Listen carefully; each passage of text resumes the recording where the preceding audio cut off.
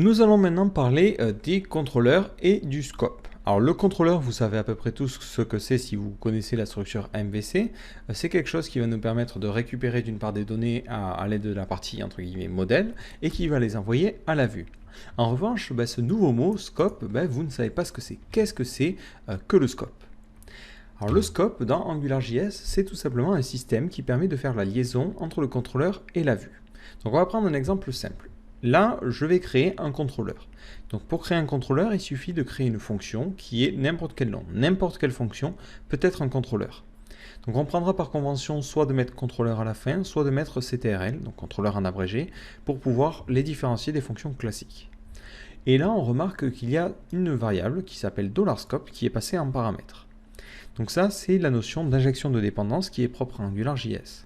Si vous passez un paramètre, une variable particulière dans la fonction, automatiquement, AngularJS va savoir de quoi il s'agit et va injecter notre module dans notre fonction. Donc là, par exemple, je dis à AngularJS, j'ai besoin dans mon contrôleur du scope. Et automatiquement, AngularJS va créer un nouveau scope et nous l'injecter dans notre fonction. Donc lorsque l'on va se retrouver à exécuter le code, on va pouvoir utiliser cette variable $scope. Et vous voyez ici que je définis un objet, donc ici moi c'est users, et à l'intérieur je vais pouvoir y mettre mes différentes informations.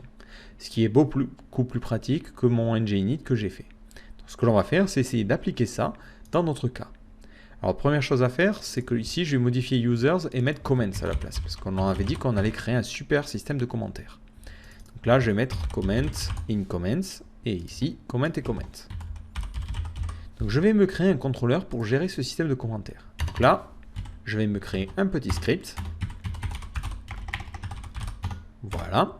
Et à l'intérieur de mon petit script, je vais créer ma fonction. Donc function comments CTRL, donc comme contrôleur, et je demande la dépendance $scope.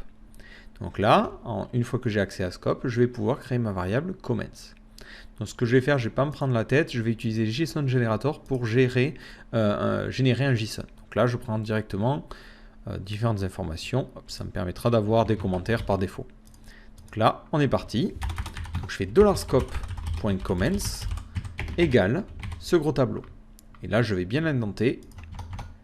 Voilà, et le replier, histoire qu'il ne nous embête plus. Donc là, j'ai créé mon joli tableau. Et ce que j'ai besoin de faire, c'est le donner à la vue. Là, en l'état, il ne va pas fonctionner. Si j'actualise ma page, il ne va pas deviner automatiquement qu'il doit récupérer ce contrôleur-là. Donc pour cela, on utilise une directive particulière qui est la directive ngController. Donc on met ng-controller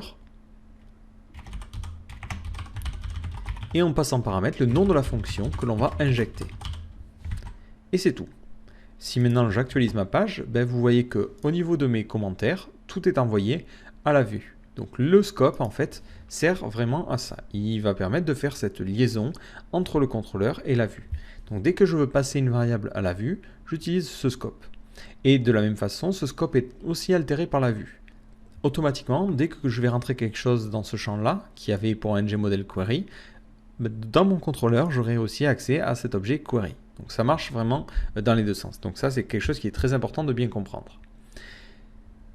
Donc là, notre système continue à fonctionner. Je peux continuer à filtrer, je peux continuer à organiser par nom et ainsi de suite. Donc c'est globalement tout ce que je voulais vous montrer dans ce petit chapitre-là. Mais je voulais m'attarder plus précisément sur cette notion de scope, pour que vous compreniez bien de quoi il s'agit et de quoi on parle depuis tout à l'heure. Alors le scope, c'est une super variable qui contient nos différentes sous-variables. Mais il faut savoir qu'à chaque fois que vous faites une opération particulière, notamment d'appeler un contrôleur, ou lors d'un ngRepeat, un nouveau scope est créé. Et ce scope est toujours créé avec les données de son parent. Alors, on va faire un petit essai.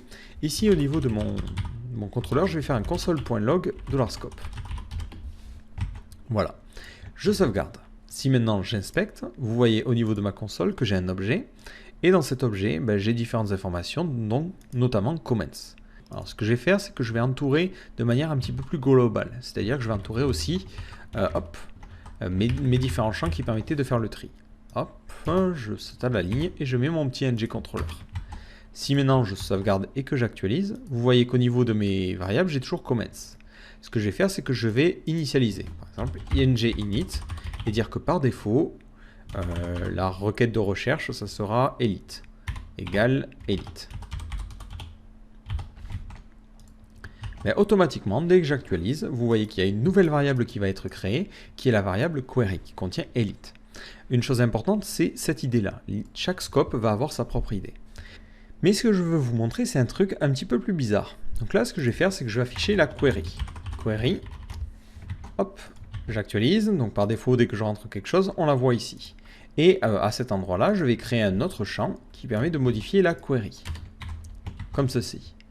Donc là, vous vous dites notamment qu'est-ce qui va se passer. Dès que je vais rentrer quelque chose dans ce champ-là, donc celui qui est disponible pour les commentaires, ben, automatiquement, qu'est-ce qu'il va devoir faire? Ben, il va devoir modifier toutes les valeurs. Comme quand je tape en haut, vous voyez que ça tape dans tous les champs. Donc je vais faire un petit essai. Je tape ici Elite. Et qu'est-ce qui se passe? Vous voyez que ça ne modifie que ce champ-là. Pourquoi? Alors, c'est là que la notion de scope intervient. Donc si vous voulez analyser le scope de votre application pour bien comprendre comment elle fonctionne, je vous invite à télécharger un outil plutôt pratique qui est le Batarang. Vous cherchez dans le système d'extension de Chrome et vous cherchez AngularJS. Et ça va vous sortir le Batarang AngularJS. Donc c'est un outil qui va aller se glisser dans votre inspecteur de développement et ça va créer un nouvel onglet AngularJS. Donc je l'active et automatiquement vous voyez ici que j'ai plusieurs scopes. Alors ce que je vais faire, je vais enlever mon filtre que j'ai mis par défaut, qui était là-haut. Voilà, donc j'actualise. Vous voyez ici que j'ai différents niveaux.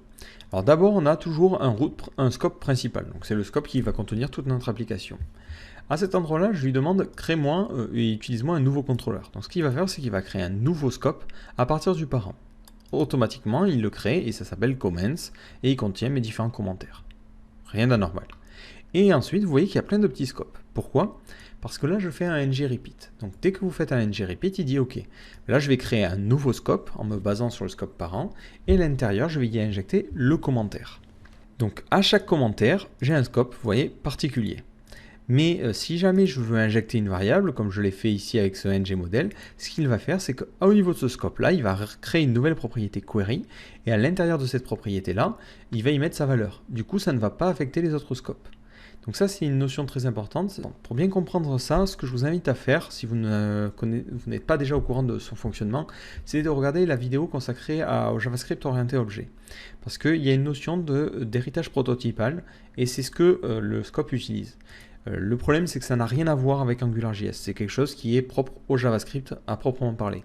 Donc ce que je vous invite à faire, si vous n'avez jamais entendu parler de l'héritage prototypal, c'est mettez en pause cette formation-là et regardez celle-là. Et regardez cette petite vidéo qui vous permettra de bien comprendre comment fonctionne la notion d'héritage prototypal. Donc ce qu'il faut retenir, c'est qu'à chaque fois que vous faites des ng-repeat, des ng-if, que vous allez utiliser des contrôleurs ou d'autres choses, ça va créer un nouveau scope.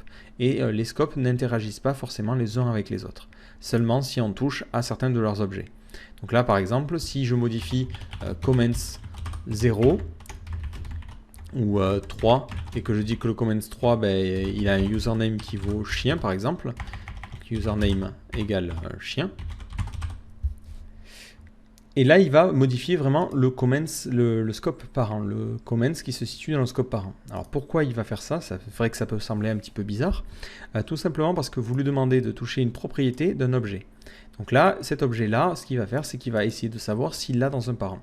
Alors que lorsque vous mettiez query directement, ben là, il ne cherche même pas à savoir et il crée une nouvelle variable au niveau de notre scope. Voilà. Donc je suis désolé d'avoir fait une petite aparté qui peut paraître un petit peu compliquée, mais c'est quelque chose que moi je ne savais pas forcément quand j'ai commencé avec AngularJS. Je ne savais pas comment ce scope fonctionnait et ça a créé de gros bugs dans mes applications. Donc c'est très important de bien comprendre ça. Lorsque vous êtes dans une boucle, si vous vous dites « Ah, je vais modifier la valeur de query » et qu'après vous vous dites « Ah merde, je ne comprends pas pourquoi ça n'a pas modifié le parent », c'est un petit peu embêtant. Là au moins vous avez l'explication. Certes c'est compliqué, mais ça vous évitera de vous arracher les cheveux par la suite. Donc voilà. Donc faites bien attention à cette notion de scope et n'hésitez pas à télécharger si vous êtes sur Chrome le Batarang, donc le AngularJS Batarang, qui vous permettra d'analyser, de voir un petit peu comment fonctionnent les différents scopes.